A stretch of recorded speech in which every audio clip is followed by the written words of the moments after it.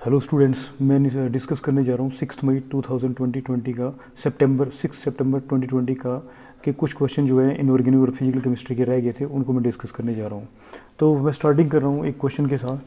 Sulphur on reaction with concentrated H2SO4 gives X, which on reaction with NaOH gives Y, Y on further reaction with dilute H2SO4 gives X again, then X and Y are. X and Y को find out करने के लिए बोला गया है। यहाँ पे choices दी हुई हैं जैसे कि आप देख सकते हैं।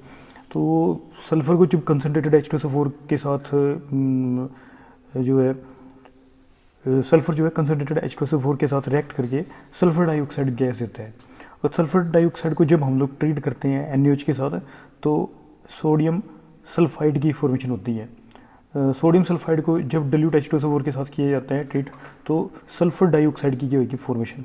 तो आप देख सकते हो कि सल्फ़र को जब कंसनट्रेटेड H2SO4 से ट्रीट किया तो अब वही क्वेश्चन की जो है वर्डिंग आ रही है यहाँ पे। Sulphur on reaction with concentrated H2SO4 gives X, X मतलब हो गया सल्फर डाइऑक्साइड, कि सल्फर जो है H2SO4 के साथ ट्रीट करके सल्फर जो है H2SO4 के साथ ट्रीट करके सल्फर डाइऑक्साइड दे रहा है। जब सल्फर डाइऑक्साइड को NaOH के साथ ट्रीट कर रहे हैं तो हमें सोडियम सल्फाइड मिल रहा है, और सोडियम सल्फाइड को फिर डिल्यूट H2SO4 के साथ रिएक्ट कर रहे हैं तो दोबारा फिर सल्फर डाइऑक्साइड की क्या होगी फॉर्मेशन। तो X और Y जो है आप देख सकते हैं, X जो है सल्फर डाइऑक्साइड है और जो Y होगा वो सोडियम सल्फाइड होगा। तो आप देख सकते हैं कि ये जो मैच कर रहा है X सल्फर डाइऑक्साइड SO2 और जो Y जो है वो Na2SO3। तो सेकंड जो ऑप्शन है वो करेक्ट आंसर होगा। स्टूडेंट्स, नेक्स्ट क्वेश्चन में डिस्कस करने जा रहा हूँ जो सरफेस केमिस्ट्री से लिया गया है।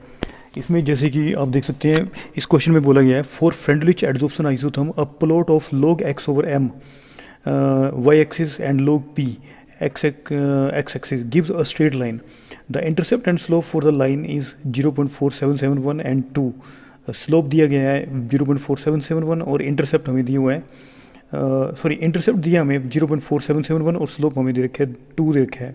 The mass of gas adsorb per gram of adsorbent if the initial pressure is 0.04 atmosphere is.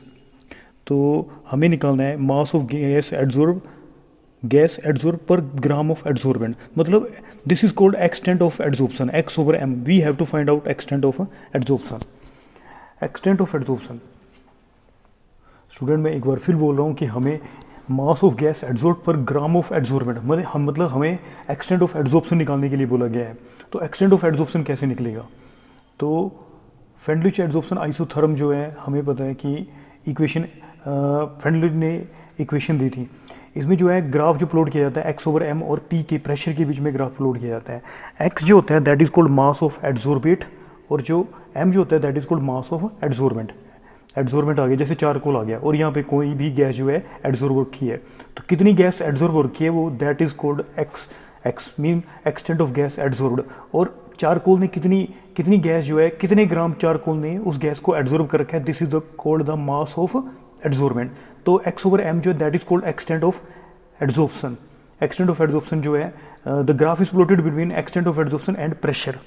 Initial में क्या होता है कि जो ग्राफ होता है X over m जो है डायरेक्टली प्रोपोर्शनल टू प्रेशर होता है। आप देख सकते हैं कि स्ट्रेट लाइन आ रहा है, तो इसलिए X over m जो है directly is equal to proportionally के साइन को हटाते हैं तो क्या आता है K और P आता है। उसके बाद जो है जैसे फाइनल स्टेज में आप देख सकते हैं कि एक्सटेंट ऑफ एड्जॉर्प्शन जो है that is independent of pressure, क्योंकि ये स्ट्रेट लाइन आ रहा है तो क्या आएगा यहाँ पे K और प्रेशर जो है independent, you can to see that independent of pressure. X over m जो है दैट इज इंडिपेंडेंट ऑफ क्या होएगा प्रेशर पे डिपेंड नहीं करेगा। P raise to power something raise to इसकी प्रेशर के जो चाहे बढ़ाओ चाहे कम करो चाहे उसके ऊपर डिपेंड नहीं करेगा। तो X over m जो है P प्रेशर पे डिपेंड नहीं करेगा, सो दैट इज P की रेज टू पावर क्या आएगी 0। X over m जो है that is something raise to power 0 is equal to 1 and this will be equal to constant. Extent of adsorption जो है दैट विल रिमेन कांस्टेंट। और intermediate stage में आता है X over m जो है this will be equal to low pressure में pressure की पावर 1 थी, हाई प्रेशर में जो है प्रेशर की पावर जो है 0 है। तो इंटरमीडिएट जब प्रेशर होता है तो उसमें इसकी जो पावर होती है वो आ जाती है K P raise to power 1 over n। क्यों? क्योंकि इसकी जो वैल्यूज़ हैं इंटरमीडिएट प्रेशर की वो 0 और 1 के बीच में लाई करेगी।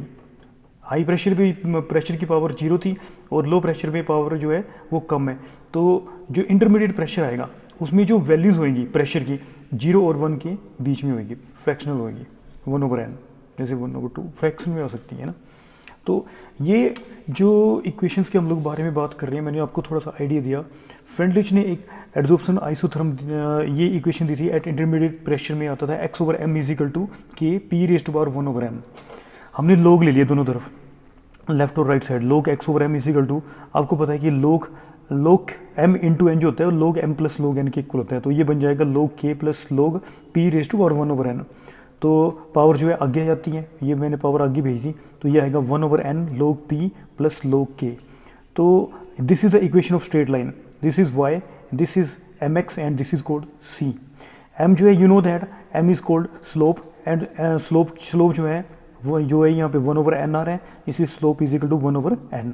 और स्लोप हमें पता है कि जैसे हम लोग देख सकते हैं कि क्वेश्चन में हमें दिया हुआ है, हमें स्लोप की वैल्यू दे रखी है, स्लोप और इंटरसेप्ट की वैल्यू दे रखी है। आप देख सकते हैं कि स्लोप की जो वैल्यू मुझे यहाँ पे 2 दी हुई है, स्लोप की वैल्यू 2 दे रखी है, तो स्लोप की वैल्यू 2 दे रखी है, तो आप देख सकते हैं कि स्लोप 1/n = कितना आ गया, 2 के इक्वल आ गया। और उसके बाद जैसे हम लोग बात करें इंटरसेप्ट, इंटरसेप्ट जो है हम लोग देख रहे हैं कि c जो है that is called intercept, and c = log k के इक्वल होगा। इंटरसेप्ट जो है that will B log k के इक्वल है। और आप देख सकते हैं कि क्वेश्चन में हमें इंटरसेप्ट की वैल्यू दे रखी है, मैं जूम करके कर रहा हूँ, बता रहा हूँ आपको कि इंटरसेप्ट की वैल्यू जो है आपको कितनी दी हुई है। इंटरसेप्ट की वैल्यू दी रखी है 0.4771 दे रखी है आपको, तो इंटरसेप्ट की वैल्यू आपको दे रखी है 0.4771 दी हुई है। तो log k जो this will be equal to 0.4771। और हमें पता है कि यहाँ पे क्वेश्चन में दिया हुआ है log 3 = 0.4771, log 3 की वैल्यू 0.4771 की इक्वल होती है, तो मैं यहाँ पे लिख सकता हूँ 0.4771 की जगह लिख सकता हूँ log 3 लिख सकता हूँ। log से log कैंसिल हो जाएगा और k की जो वैल्यू आ जाएगी वो this will be equal to 3 आ जाएगी। तो क्वेश्चन में जैसे कि हम लोग बात करें तो हमें बताया गया है कि एक्सटेंट ऑफ एड्जॉर्प्शन को निकालने के लिए बोला गया है। तो एक्सटेंट ऑफ एड्जॉर्प्शन जो है x/m जो है this will be equal to किसके इक्वल होता है, k × p प्रेशर जो है initial pressure raise to power 1/n के इक्वल होता है। तो x/m k की वैल्यू हम लोग बात करें तो k की वैल्यू आ चुकी है, कांस्टेंट की वैल्यू 3 आ चुकी है। और क्वेश्चन में मैं बात करूं तो आप देख सकते हो, ध्यान से पढ़ो तो आपको ये पता लग जाएगा कि the mass of gas adsorb per gram of adsorbent if the initial pressure is कितना 0.04 एटमॉस्फेयर। प्रेशर आपको दे रखा है 0.04 एटमॉस्फेयर दिया हुआ है, तो हम लोगों ने यहाँ पे 0.04 एटमॉस्फेयर जो है यहाँ पे वैल्यू पुट कर दी, और p⁻1/n 1/n आपको पता है कि स्लोप की वैल्यू होती है, और स्लोप की वैल्यू 1/n की वैल्यू कितनी है 2 है।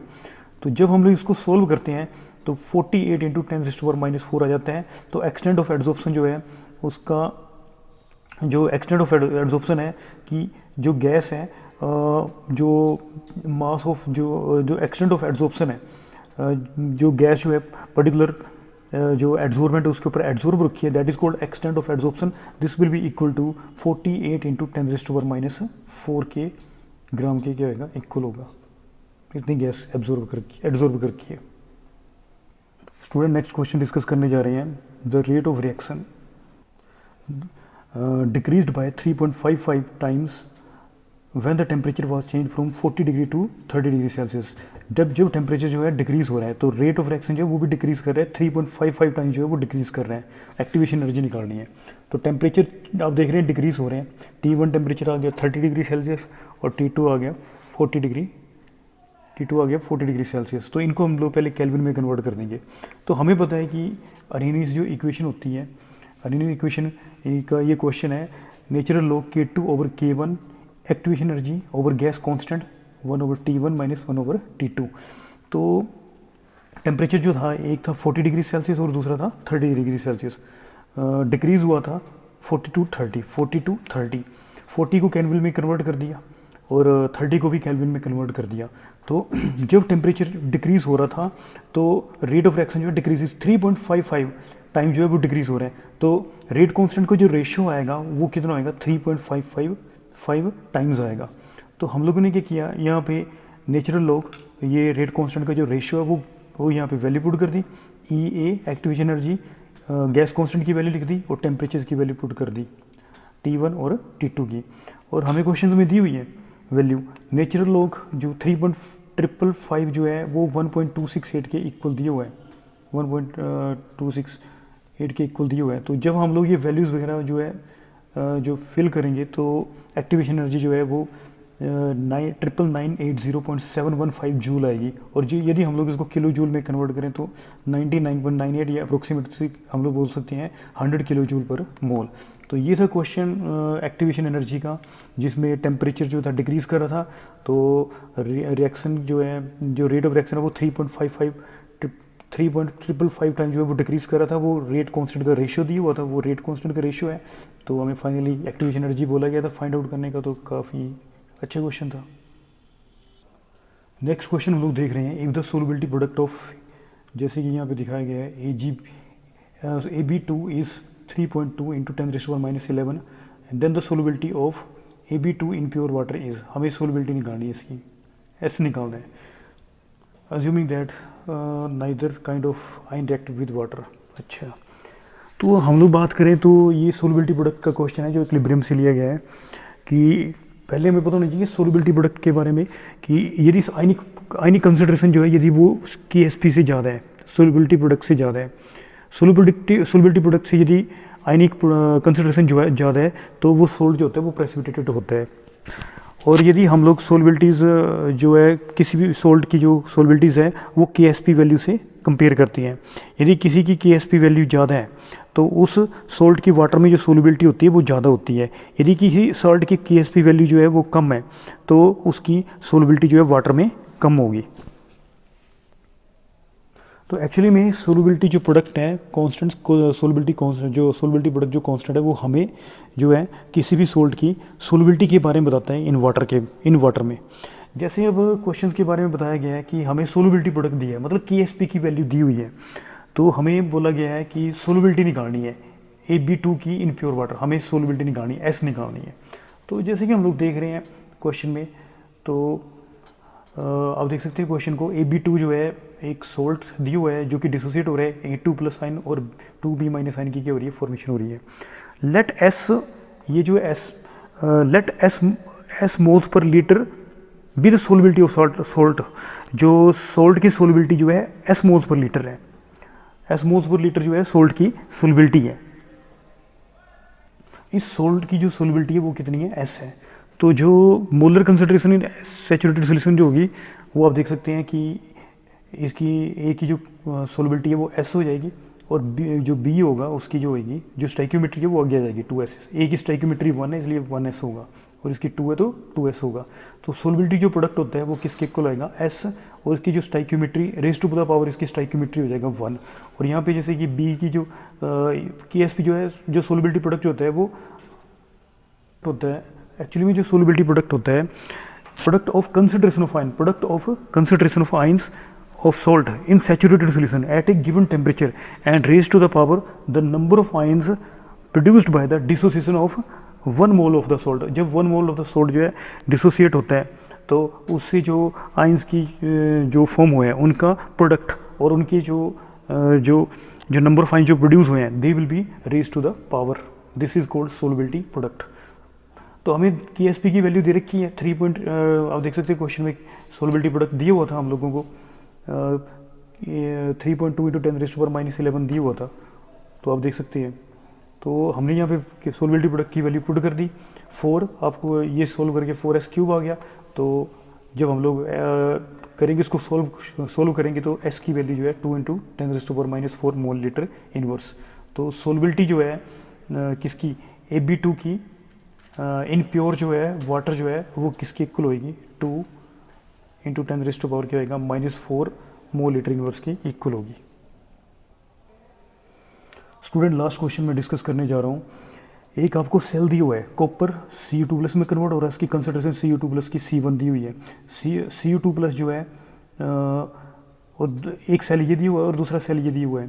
Cu2+ आयन जो है मतलब ये इलेक्ट्रॉन गेन कर रहा है और ये कॉपर में कन्वर्ट हो रहा है, पर दोनों जो सोल्यूशन है, दो बीकर में जो सोल्यूशन है उनकी कंसंट्रेशन जो है अलग है। तो आपको पता होगा ये कंसंट्रेशन सेल का के ऊपर बेस्ड है। तो इसमें क्वेश्चन में बोला गया है गिव्स एनर्जी जो है ΔG इज़ नेगेटिव इफ़ जो डेल्टा जी नेगेटिव होगा तभी प्रोसेस ये स्पॉन्टेनियस होगा, तभी ये सेल वर्क करेगा। डेल्टा जी नेगेटिव होगा तभी ये सेल वर्क करेगा। तो ये डेल्टा जी नेगेटिव जो है कब होगा, कौन सी कंडीशन भी होगा, ये हमें फाइंड आउट करने के लिए बोला गया है। तो हम लोग देख रहे हैं जैसे कि क्वेश्चन में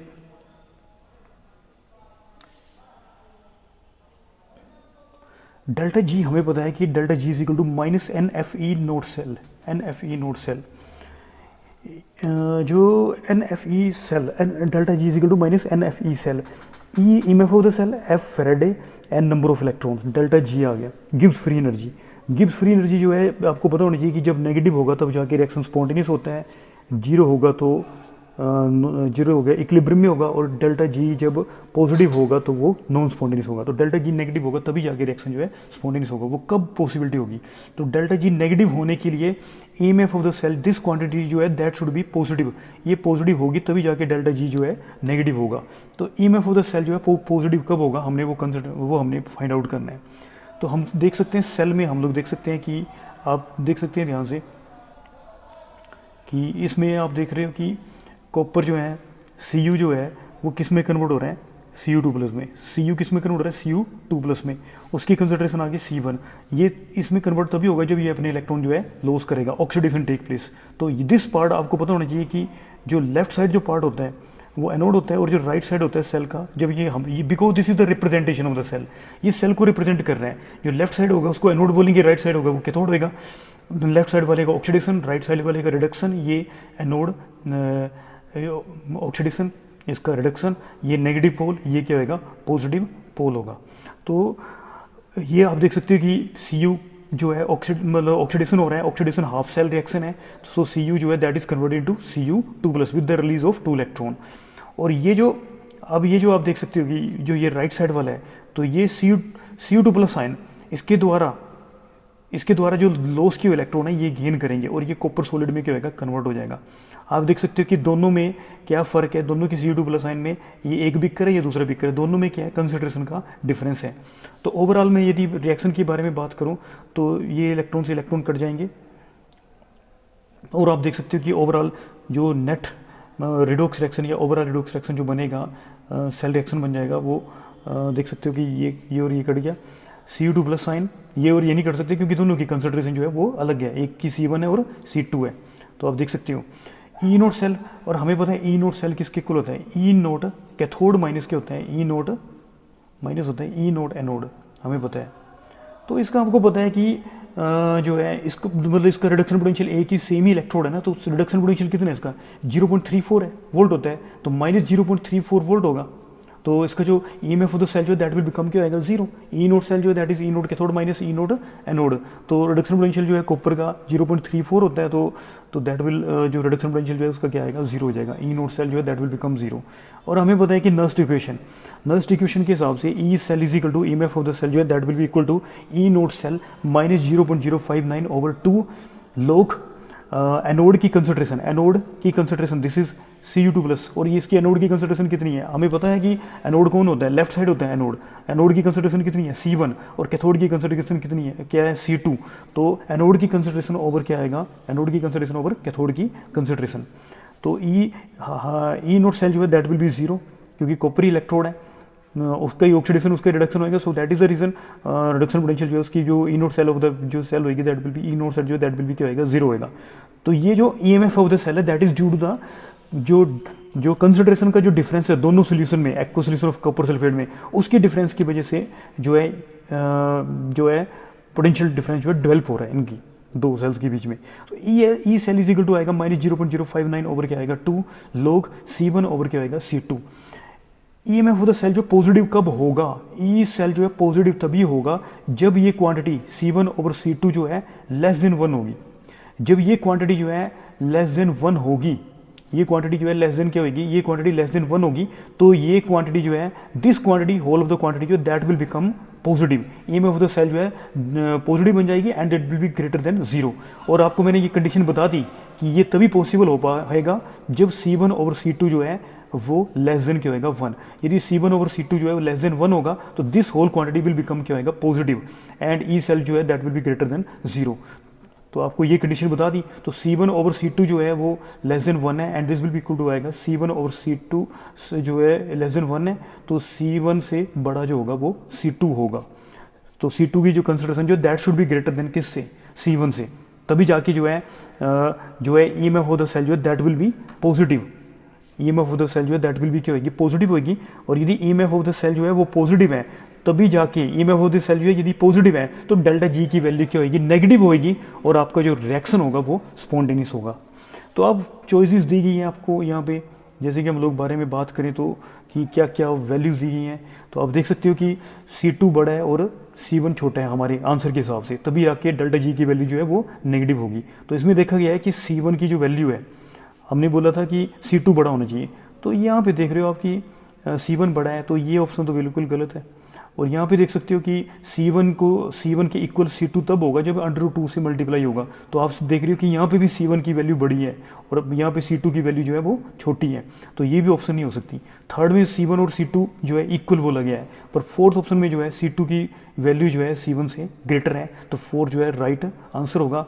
तो ये मैंने लगभग सारे के सारे क्वेश्चन जो मैंने सॉल्व कर दिए हैं जो नीट 6 सितंबर 2020 के फिजिकल एंड इनऑर्गेनिक और ऑर्गेनिक केमिस्ट्री में पहले ही वीडियो जो है अपलोड कर चुका हूँ।